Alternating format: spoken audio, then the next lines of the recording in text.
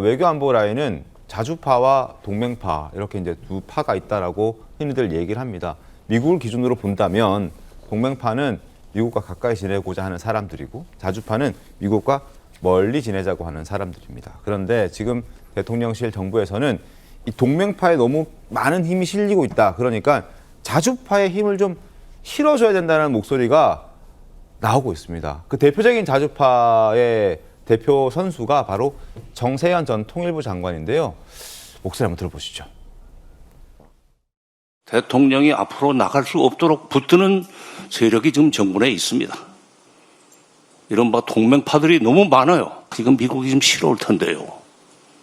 미국이 싫어한답니다. 미국이 싫으면 아무것도 못한다는 생각을 가지고 있는 사람들이 대통령 주변에 있습니다.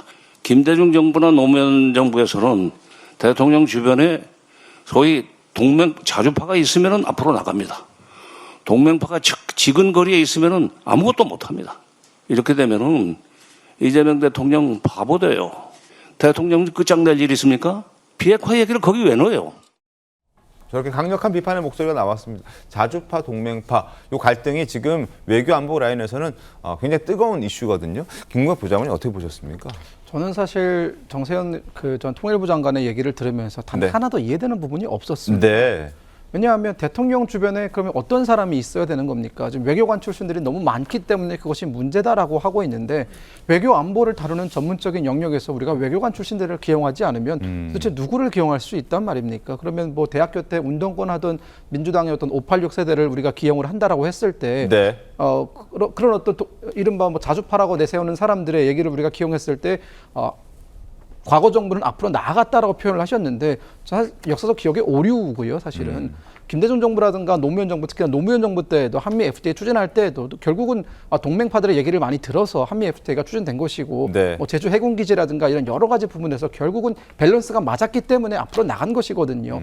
오히려 자주파라고 불리는 분들, 미국과의 어떤 관계를 좀 멀리 해야 된다라고 했을 때 심정적으로 우리가 조금 자주적으로 서고 뭐 자주국방이니 뭐 전작권 환수니 이런 얘기들은 할 수 있습니다.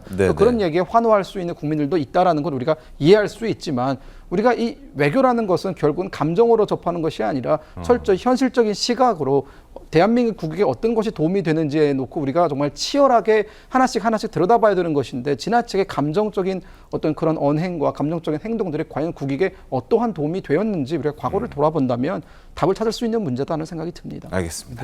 경제적인 측면에서 보면 사실 지금 냉정해야 되거든요. 이렇게 감정에 휩쓸려서 일부에서 얘기하는 것처럼 관세 맞더라도 우리 수출 기업 지원하자라는 목소리 그리고 이 3,500억 달러 선불로 냈을 경우 탄핵당하거나 제2 IMF가 올 수 있다. 그거는 이제 우리 시민단체나 국민이 얘기할 수 있어요. 근데 그거를 협상 당사자가 얘기를 하면 바로게 보복 조치가 들어옵니다. 그건 수출 기업만의 피해가 아니에요. 지금 당장 선불 투자 한마디 때문에 3,400선 코스피가 무너졌고요. 화환율이 1,410원까지 뛰었어요. 그러면 그걸 감내할 만한 우리가 체력이 되느냐? 안 된다는 거거든요. 그러면 그런 선불 투자에 대해서 우리가 협상 가능한 조건을 제시하면서 물밑으로 이걸 빠른 시일 내에 해야 돼요. 지금 너무나 예고된 것들이 너무나 많습니다. 당장 의약품에 대해서 100% 붙고요. 우리는 최국 관세 대상도 서명을 안 했기 때문에 빠집니다. 근데 이런 상황에서 불을 지르듯 정치권이 한마디가 오히려 더 큰 화를 부를 수 있다. 그러면 대안을 제시하고 그 대안에 가깝게 빨리 이제 이 트럼프 정부의 협상을 마무리 짓는 노력이 좀 필요하다고 저는 봅니다. 알겠습니다.